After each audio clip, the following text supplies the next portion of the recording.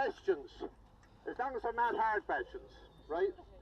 And there's some people, up with the whole Duro crowd, only for the Duro you saved me face because the other two had a much greater number, so only you came along, it's brilliant. Can everyone hear okay? Yeah. Just a couple of introductions. Jim Dalton here, Park Ranger, Phoenix Park. He said we looked a very important group of people and he's going to give us an escort, so thanks Jim for that.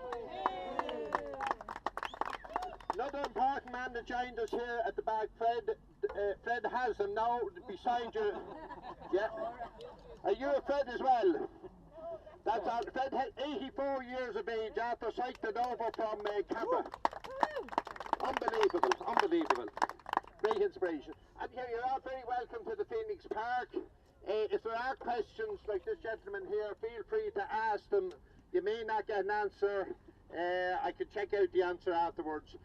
Just very briefly, the Phoenix Park is one of the oldest parks in Europe. It's a royal hunting park, started to be constructed in 1662 for Charles II.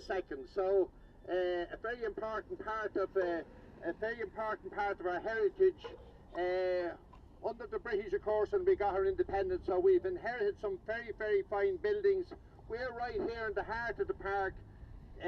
Just size-wise, it's 1,758 acres. It's a great pub quiz. Anyone wants to know the area of Phoenix Park, we get calls regularly.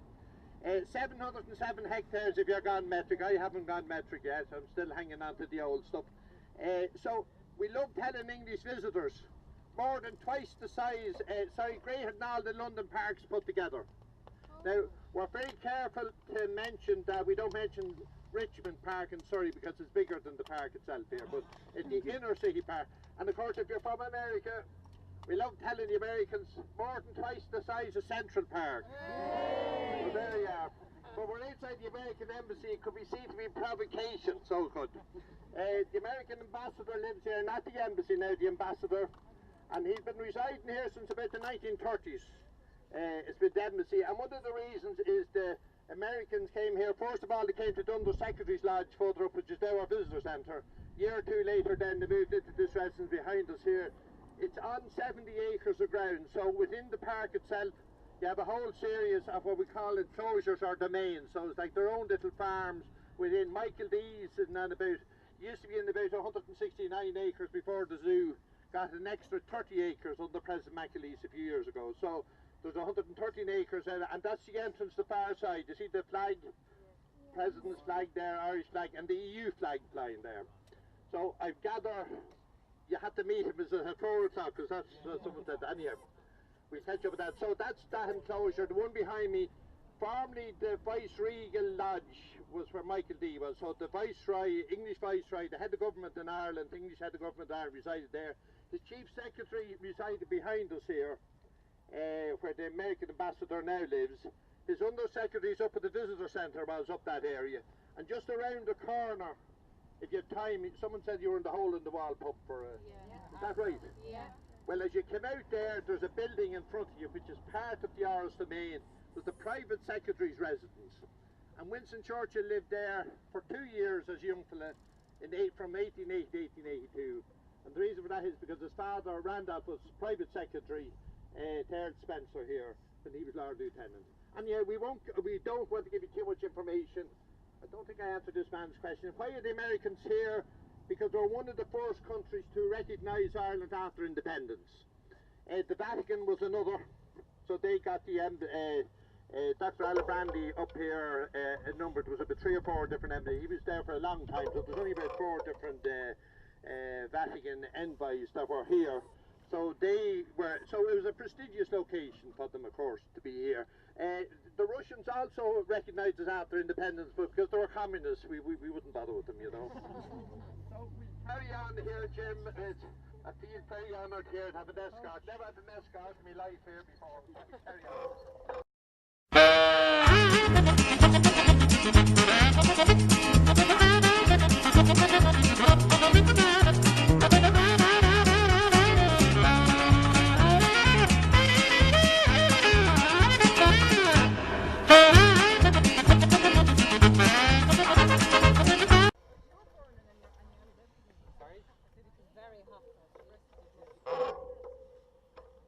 man, Jim. There's some of them very slow, isn't there?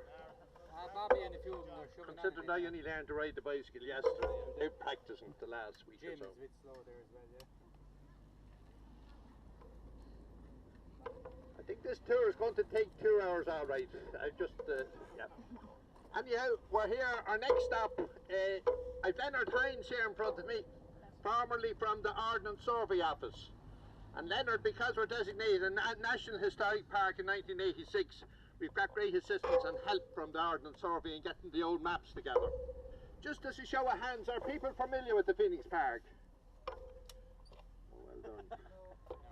The rest of you can go home. So. Anyhow, no. We're here in a pivotal spot. We've just come in onto, we're facing the 15 acres here. Now, anyone from the country will know damn well that this is not 15 acres. It's more like 500 acres. And people from abroad say, the Irish, they don't know the difference between 15 acres and 300 acres. Now, the reason it's called 15 acres because where the Papal Cross is, on the old map shows an area which approximates the 15 acres, and it was a training military ground for the British establishment going back in the 1700s. So that's how really the name, so that boundary was taken away a couple hundred years ago, and the whole area became known as the 15 acres. You can see there's fine grass here. People are always interested in what the grass is, especially if you're a farming community, and it's sold off once a year for hay making purposes. So it's in that area. Behind, well, the Papal Cross here, right beside us, people will remember that in 29 September 1979, there was 1.25 million people here came to see St. John Paul II here when he visited. It was only his second visit outside Rome, and it was a tremendous turnout. The cross was only to stay up for 10 weeks. But the bishops got around Charlie Haughey at the time. Any Fianna Fáil supporter would be proud of this. Got around Charlie, and because the OPW didn't want the deal was the cross wasn't to remain. So they got around Charlie, the hierarchy, and they said, we'll make you a present of it. A present to the people of Ireland. So that's how it stayed up. So you couldn't refuse a present like that. So anyhow, it's a great symbol. It's a great Christian symbol. And in 1932 you had the Eucharistic Congress here. There was about not quite 1 million people. And in 1929 the centenary of Catholic emancipation was also held here, 250,000 people.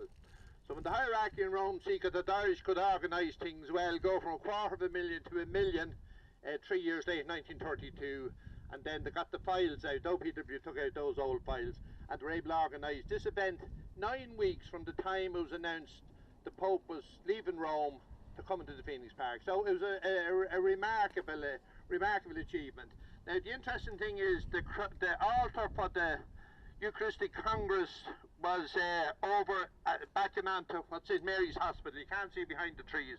You just might see a little cupola there across above the trees. That's the chapel in St. Mary's Hospital, which was formerly the Royal Hibernian Military School, which was an orphanage for orphan soldiers. If the fathers had died or if they were away in the war or there was other circumstances. So they were all held there. So there was up to 700 people there. Now, living in what was the American Embassy residence now, you had the Duke of Wellington was there, and he was Chief Secretary for a period of time. So he was very keen. These guys got trained up as soldiers. He also made sure there was a grant available to put this on a good footing. Up to the early 1800s, it was a charitable organisation. Then it became a charitable trust, so they were able to keep it going on well. And then at independence, it no longer ceased to be the Royal Hibernian Military School. Whatever was left here went over to Duke York School. Then this became an Irish college at the time, became a TB hospital under Noel Brown, and then more recently it's St. Mary's Hospital. So it's a whole interesting story in itself. The height of the cross, and just an interesting fact coming to me, it's about 120 feet high. It took 3 days to erect it. It got extremely windy, and they had one of the highest cranes in Europe lifting it. And they eventually got it up after on day 3, which was a Friday, which happened to be coincidentally the feast of the exaltation of the cross, which is an amazing story. And also there was a series of banners here on either side, and the winds, those same winds that held the cross and shredded the banners, so there had to be an action plan to get about 100 seamstresses together to look after that. Okay, I think just behind us here, just to mention trees, I suppose, as good a place as any, there's about 120 oak trees. Well, yeah, about 100, which were planted in the year 2000 for each member of staff that worked in Phoenix Park at the time. So at the moment it's down to about 60, with the numbers dramatically receding. About 10 internal roads in the park have been closed to through traffic. This is one of them, known as the Khyber. And the reason we'll tell you about the Khyber again. So I think we've said enough here. The deer roam on this area here. Well, they roam all over the park. Even sometimes they go outside. That you might see one was impaled there and ended up in the fire brigade yard somewhere in town. So they do leave them. There used to be 800 headed cattle grazing in the Phoenix Park here. But since the deer were supposedly to be given the cattle TB, they had to get rid of the cattle because it's traditionally a deer park. So the deer take the same progeny of the deer are here since 1660. So the same sort of breeding, and they're very healthy herd. They're studied by the Department of Zoology in UCD, and there's about 12 PhDs got on the genetics of these deer. So we tell people they're the most educated deer in the world, you know. And it's world famous for the works on genetics, so fair play to them. So we're going to carry on over here, and we'll say a little bit. We'll go to the end of this cycle path, and we'll stop there, and we'll think of something else to say then.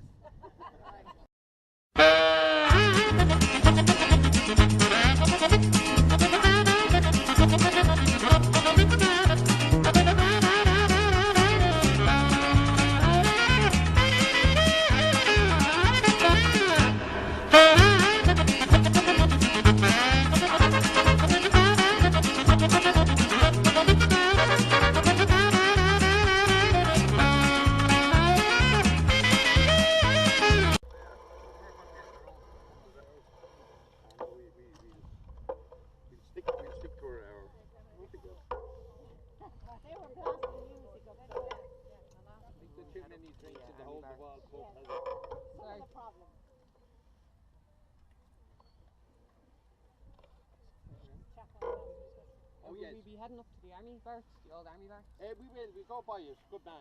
A few questions coming up here. These fellas. There's a bit of a dance going on. A bit of a dance going on. These lads are dying to get dancing again. The slow waltz when you're finished, lads. Okay, a few questions coming up here, folks. One is the actual name of the park itself, the Phoenix. American gentleman here from Philadelphia is over, so he's very interested in. Had to watch what I say about the Americans, and his friend here from New Zealand. So it's over for 3 months. So you're bringing the good weather with you, I think, from both those countries. You can get a good view of the American ambassador's residence here. 4th of July coming up shortly, so there'll be great celebrations here, and they usually have a demonstration of American football. But it's called Deerfield Park. For obvious reason, people looking out, the deer, you can see them usually in this location here. We might get a glimpse of the deer, Jim, will we down? Further down we'll get a glimpse of the bayous here. So the name Phoenix originated from an old Irish word called Féinishke, F-E-N-I-S-K, clear water, pure water. Now, during the troubled period in the economy, we often thought it'd be great to bottle this and to sell it, but we haven't got around to it because we're not quite sure where that well was. There's a number of contenders in around the park, but it got corrupted then by we blame the British. Anyone from England here? No, they're not good. No, it got corrupted as Phoenix, and that was compounded when the Earl of Chesterfield erected the monument in the middle of the road where we stopped first, called the Phoenix Column, or the Phoenix Monument. So he put a phoenix on top of that. So people then thought, well, it was after the word Phoenix, but it's actually after Clearwater or Féinishke, the old Irish word. So we're very happy with that. If people are looking for additional information on the Phoenix Park, it's on the website. We produced a second management plan in 2012, which gives a lot of the history of the park, how it's managed, what the important things are, hopefully for the next 50 or 100 years, because in landscape terms we talk about the 100-year plan, and that's really because of the trees. Oak trees last for 1,000 years. They're really good for 300 or 400 years in the Phoenix Park here before then the fall and so on.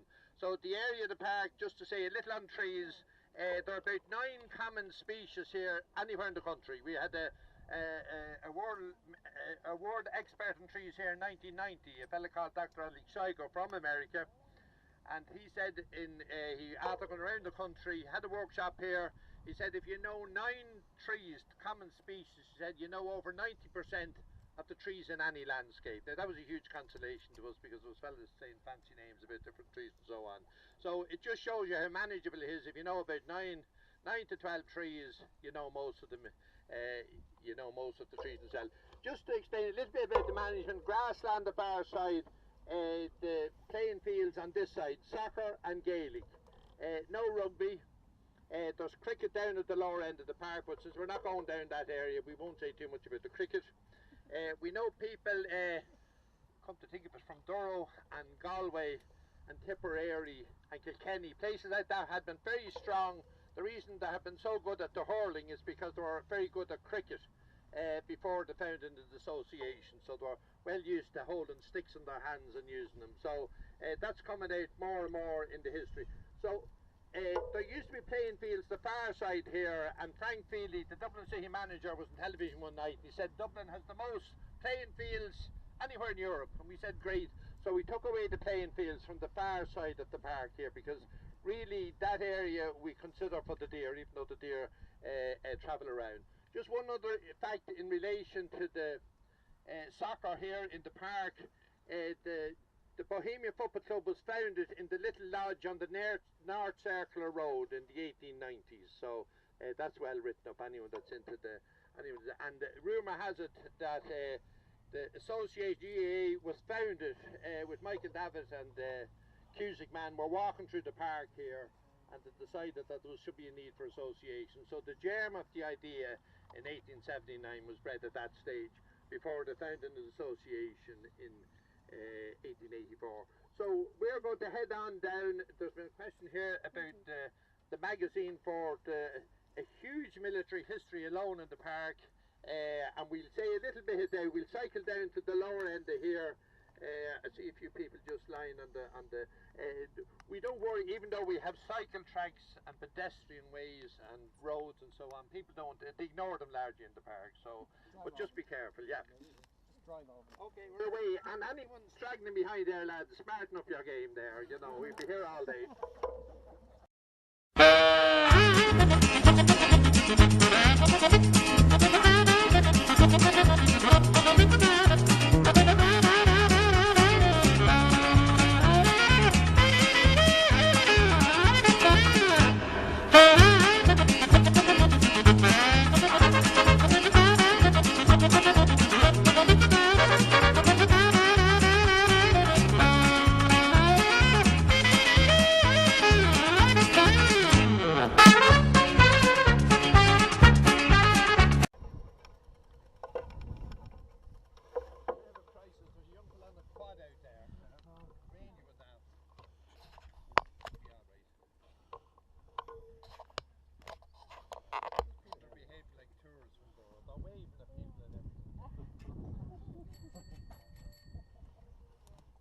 Yeah, I feel I should be wearing a pair of red braces. I don't know why. There seems to be I'm sure there's a history there involved with the braces and the neckties. Again, but just again, it gives you an idea of the expanse of the park. We're here beside the magazine fort, which is a very historic fort, if you like. The magazine, it housed the ammunition and the gunpowder for the British garrison troops all over Dublin, all over the city of Dublin. So here's where it ended up. So the 3 buildings you see in the middle there is what housed the magazine, what housed the gunpowder and the munitions. It's famous, it was broken into on a few occasions. The Republicans broke into it in 1916. It was to be the signal for the rebellion in Dublin. They were to gather up a few kegs, well, they were to gather up all the gunpowder they could get, and they were to explode it as the signal for the 1916 rising. And the scheme was, there was a gang of fellas out here playing football, kicked the ball over and then went in to retrieve it. They're all dressed up in their jerseys and their nicks, and overpowered because there was no way it was expected that there was going to be any sort of attack on. Most of the army were in Britain, or sorry, in the Battle of the Somme at the time in France, First World War. So they overpowered them, and when they went to look for the keys to get into the magazine fort, one of the lads had been working on a building project there. He went to put his hands, and they weren't there.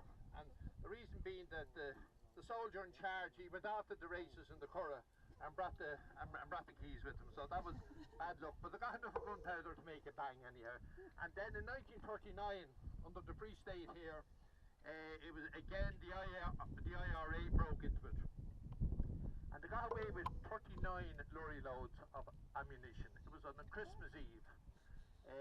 The story was most of the gang were down at confessions on Christmas Eve, so we don't believe that. But again, they overpowered them, took 39 lorry loads of ammunition, and there was such embarrassment in government circles, they got back 45 lorry loads of ammunition when they had it all rounded up. So it's kind of saved the day a little bit there. So that's the magazine fort. We did think that it would be restored for the centenary of 1916, but the money went just across the river up to Kilmainham Jail to restore the courthouse. But there is a plan. There's a wonderful walkway just at low wall there, and the buildings on the corner there, to restore those so you can walk right around them and get a wonderful view. And one of the great views you can get is just the far side of the river here. If you ever get a chance, it's the National War Memorial Gardens at Island Bridge, designed by Sir Edwin Lutyens between 1930 and 39. It commemorates the 50-odd thousand Irishmen that died fighting in the First World War. Not well known about, equally less known about in Northern Ireland, so people get a great surprise. All the names are recorded in the book rooms.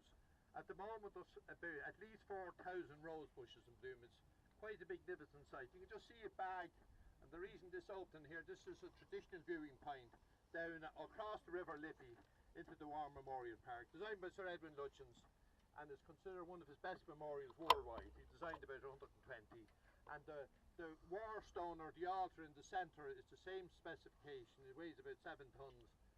The same on all these sites, made from wicker granite. Everything done in hand, and also the granite taken from Ballynacken, the local the local quarries in Dublin, Wicklow, and as I say, the Ballynacken good granite. This was the man here that has about perfect timing. Just finished talking about the magazine fort when he arrives back, so I think we'll have a chat. We'll talk about it again, but it is planned for restoration. It's the last great project to be restored in the park. There's been quite a lot of funding put into the Phoenix Park over the last 2 decades, so this is the last final one. It has been re-roofed on occasions, but always under attack.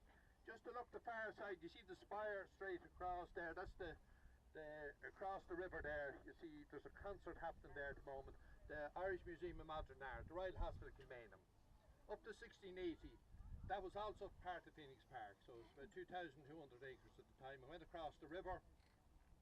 The Duke of Ormond, who instituted the park here, decided that he'd build the Royal Hospital as a home for old soldiers, retired soldiers. It predates Chelsea in England, not the fellas in the red coats, they had them here as well, but not as old as the one in Paris, Les Invalides. So it's now the Irish Museum of Modern Art. In 1680, when they started to build it, there was a lot of hassle. The deer were running out of the park, they were getting over the wall, swimming the river and all that sort of thing. So they left everything on the north side of the River Liffey from 1680, just to mention that. Just to mention a little bit about the deer, we did talk about them. There was the deer herd is about 700, at the moment about 450. They're fallow deer, 4 different colours. At one stage we have records that there were about 1,800 deer grazing in the Phoenix Park, along with 1,000 head of cattle, as well as sheep and horses. And you can imagine the mess the park was in after all that. So from about 1830s, Woods and Forests in England, who looked after the same, looked after the parks in London, started to manage here. So they wheeled it back. The military had huge control over their horses, military reviews and so on. So they gradually pulled it back from them, and then it became more recreational. So we're just looking across there, we can't see it, the far side here, we have the the far side of the Khyber Road, the low one there. There's the cricket. At one stage, it was up to a dozen cricket creases here in the park, belonging to the military and the Gardaí and so on. The police at the time. You can see the Wellington Monument just straight ahead there. Do you see the one sticking over the? It's just as you come in Parkgate Street. It's on the. Do you see the granite spire there? Someone called it an oversized milestone at one stage. They didn't like it obviously, but that was built to commemorate the Duke of Wellington's victories. Duke of Wellington was from Ireland, just in case you didn't know. Now there's about 45 different sites where he was born, which doesn't seem credible or possible, but the people in Trim, just outside Trim, claim that he was definitely born on his way to Dublin. The monument was started to build in 1815. The stone was laid and eventually completed in 1860. There was never seemed to be enough money to build it. He was Prime Minister, of course, after his war years, and if he'd a row with Queen Victoria, the money would dry up for the monument. Then if he made it up with Queen Victoria, the money would start flowing again. So it's a very romantic story. Okay, well, I think we go. Is there any questions? I think the garrison was blown up there one time, but there's not much damage to it. The garrison, no, well, the interesting thing is that it was never The big bang you were saying earlier on. yeah, it was a very small, it was enough to make noise, but now that you mention it, you see the little cavalier, they call these guys on the cavaliers on the corners. The one on this corner was added to by the Irish Army, and the extra weight has damaged the corner of the wall, so that's the top of it. The one on the far side you can see it's concrete, not original either. There was a sentry on duty having a smoke. He tossed the match over his shoulder and the whole thing went up. So we thought it was a very unlikely story. And he also told us that there was a cannon gun. There used to be 12 24-pounder cannons around these walls, so 6 on each side. And they were at just, you see the top bit, there's kind of there's natural stone and then there's plaster. Well, along that area the cannon were laid, so, and they were aimed at people riding on horseback. So if there was an attack from here and there was a cavalry charge and it was to cut the person sitting on the horseback. That never happened because there was no one ever attacking them on horseback from here. So the one on the corner there, when we investigated, there was an old caretaker here called Christy Ryan. Christy told us, we said, likely story. He also told us that Molly Malone used to sell fish here as well, so we said, you know, we didn't believe that. But when we went to look for the cannon was found. It had blown it out of the magazine, the corner there, on the corner, fell into the dike, and we had to get a very large machine. It was found with a metal detector, a very large machine to lift it, so it's pride of joy now down in Collins's barracks. It was made in 1861, so there's always a little bit of truth in some of these stories. And yeah, I'm delighted to be here. We have another bit to go, another 3 hours yet. I know we're nearly there. I think we're over halfway journey. I'm delighted here. I really feel famous because there's such an international group here. Not least the people from Durrow, but there's people here from South Africa I've discovered as well. So it's really a truly international group. If there's any other question, we've just passed, there are about 40 families live in the Phoenix Park, mainly park staff. And we've just passed further back there where that guy was sitting having his pint on the cycleway. I've never seen such lawlessness in any country in the world. Anyhow, just right happened that was the Deerkeeper's Lodge. So his function, Terry, the Deerkeeper's gone with the group. So he lived in that particular lodge. There was a little venison house there and so on. Next to him was the timekeeper. Now, the timekeeper was a post that was here for, it only lasted for about 20 years. And I don't know whether they couldn't keep the time or people were so punctual on the job here.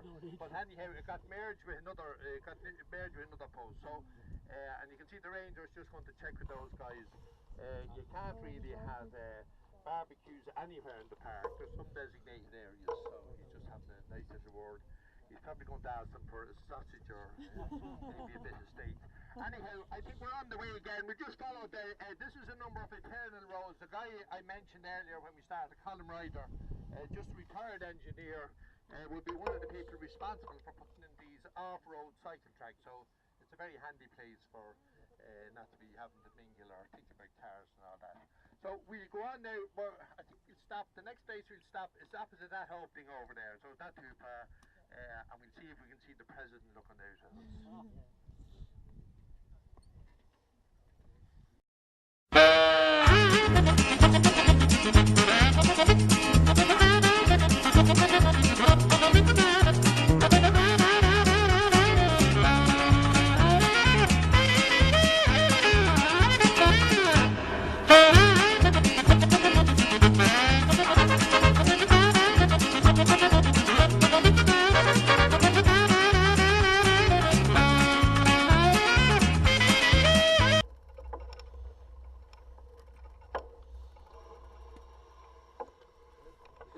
Everyone for tea at 4:30. Don't say we said shit, but can you?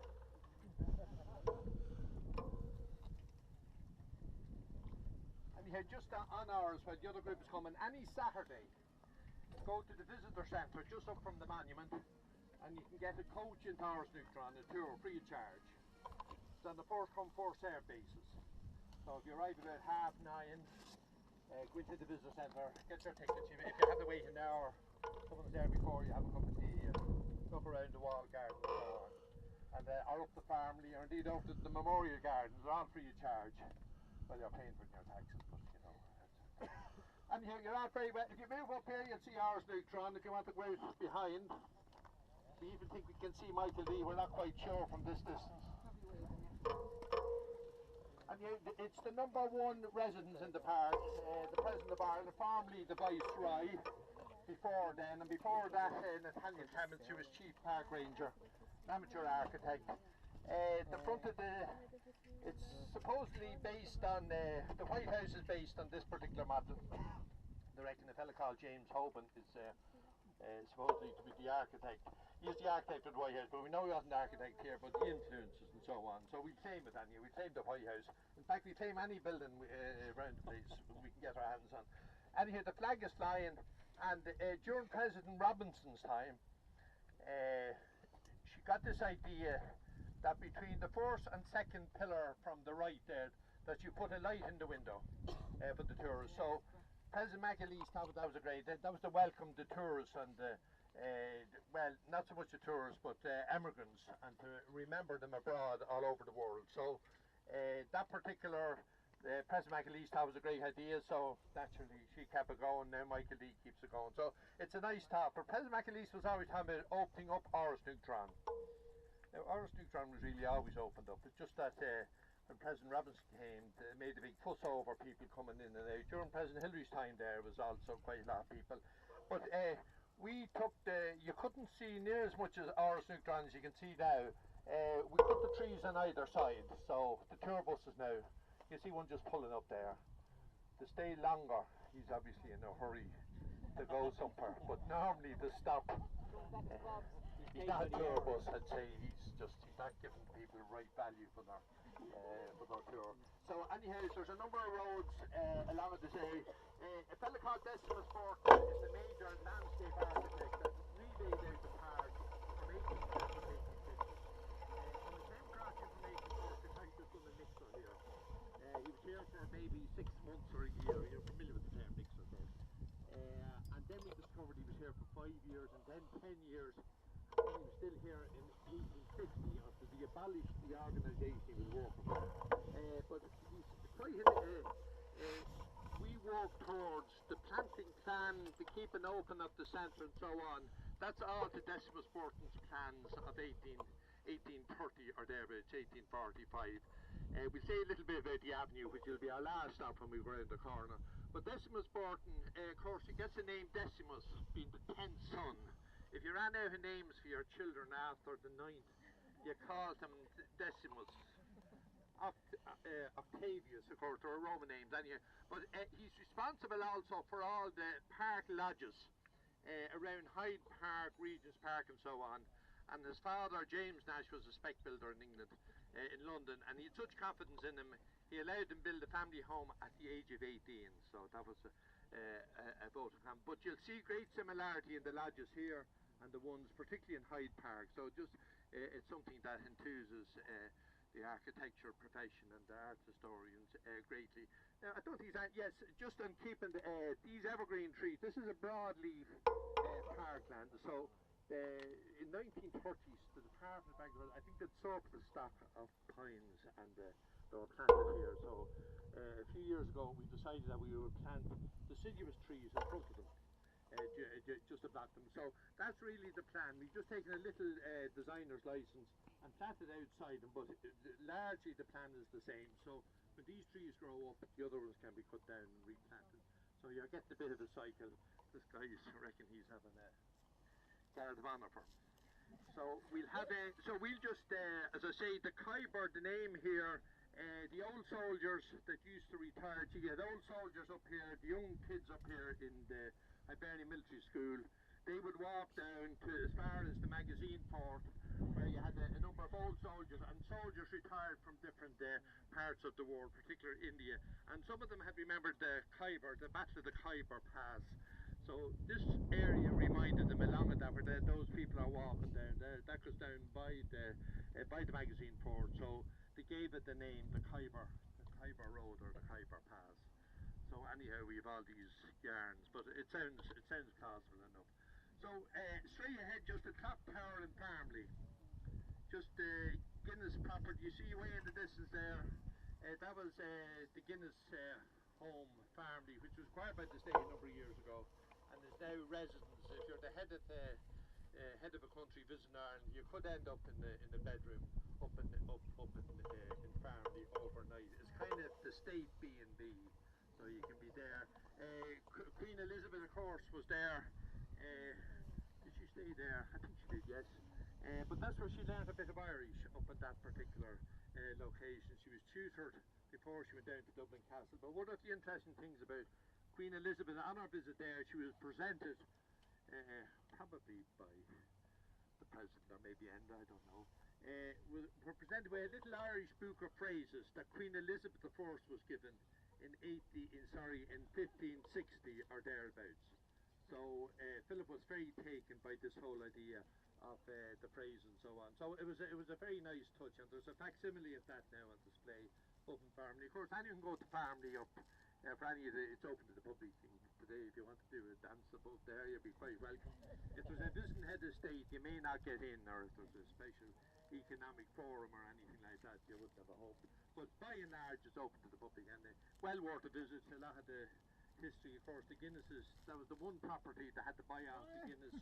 They gave a lot of the other ones for free of charge, like Stephen's Green and so on. That's a patriotic man on the wheels. So we have so I think that's largely it. Just to say, ceremonial trees, I just get a glimpse of just in Áras Neutron there, the Viceregal Lodge.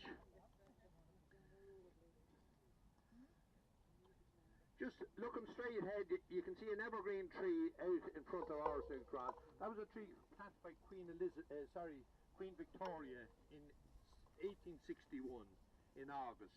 A redwood, a Sierra redwood.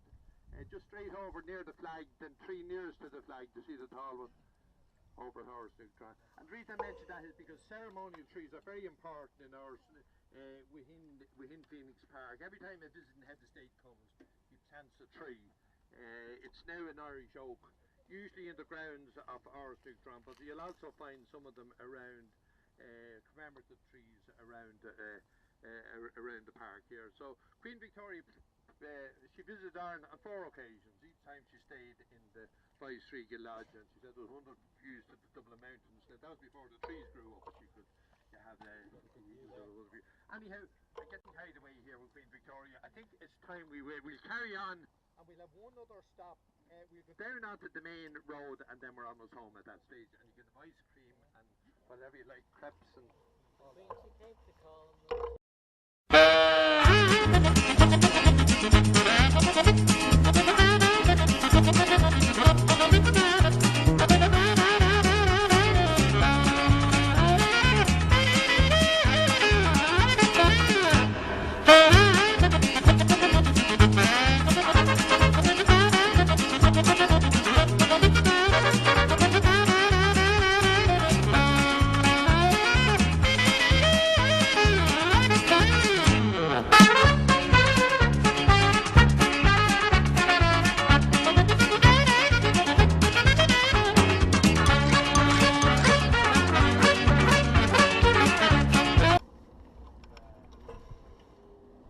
back in the right ball, Joe. Okay, folks, we're almost home now. Home up to the top here. See the monument. Well, we just say a few words just on probably the greatest feature in the park itself is Chesterfield Avenue, this main road that Burton realigned in the 1840s or so on. There was a storm in Ireland in 1903. It blew down about 3,000 trees. Another one in 1839, another couple of thousand trees. So they were all planting opportunities. And you can see the arrangement here, though this avenue was planted in 1897 or thereabouts. They have lime, chestnut, lime, two of each. You can see them here behind you. And then behind that there's a line of each. The tree guards around them, they're what we call Victorian iron tree guards. They nearly broke the government when we started to make them. They were about €400 each. But the reason being it's not because of vandalism, it's because of the deer. The deer will attack trees up to the age of 35. So that's the only reason that we have the vandals get fed up when they come into the park. There's too many trees to just get tired, so you know to leave it. So it's really to protect them from the deer end of it. Gas lights here, just to mention the gas lights. First gas lights in the park, 1859, and then subsequently the 1860s, 70s there was extra. There's still gas used, North Sea gas oil, North Sea gas, still gas used here. Complaints about the extra, not enough light in the park here, so extra ones were put in 1986 to give more light for people. So quite a romantic time. My phone is ringing. I think that's Colin. He probably thinks I put the charge overtime, and they were 10 minutes over the thing. No, only joking. Okay, so that's really it. We have put in extra walkways here whenever a few bob comes available. Extra. This, where these lads are cycling now, was a traditional walkway, and it was that bit higher so you could see the landscape around it. But in the passage of time, we moved the ones in beside there, a bit quieter in out the area. Any questions? There's probably 101 things. Column's brother here, the man with the cap that knows the poetry of the park and the songs, mentioned that the Irish Police Force was founded here. There's a building down just inside North Circular Road Gate, a magnificent building designed by Jacob Owen and Elspeth Burton. That was, at the time, Sir Robert Peel was Chief Secretary. So he created this police force in Ireland, so they called them Peelers at the time. So the Irish Guards still train there in that location. Any questions? All exhausted, home to your beds, good night. Great to see the Dora people, great to see everyone actually, now not just the Dora people. Particularly delighted to find a long lost cousin. Where is he gone to? He's a puncture. He's disowning me now, so he is. He doesn't want to know about me. Anyhow, it's great to meet you all. You can make your way back up. Just be careful at the cross there, going back into the main area of the cycleway. I'm sure you'll get an ice cream or something there. Cheerio, thank you, bye.